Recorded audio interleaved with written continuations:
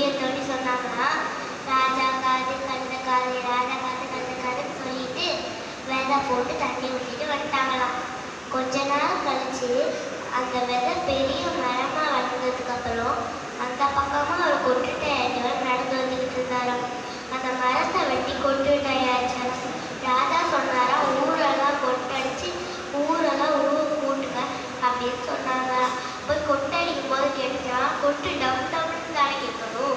அதுக்கு பதில கேட்டுச்சான், ராஜா காது கழுத காது ராஜா காது கழுத கழுத மெதுவாக அடிக்கும்போது கேட்டுச்சான். வேகமா டம டம டம அடிக்கும்போது ராஜா கத்து கத்து கத்து ராஜா கத்து கத்து கத்துன்னு கேட்டுச்சான். இதுல இருந்து நம்ம என்ன தெரிஞ்சுக்கணும்னா, நம்ம ஒரு பொய்யை உள்ள மறைச்சு வச்சிருக்கோம்னா அது என்னைக்காவது ஒரு நாள் வெளியில வந்துடும். நன்றி.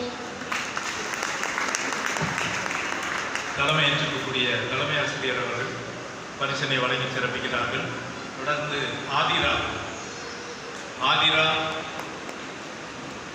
ஆதிராவை தொடர்ந்து கவி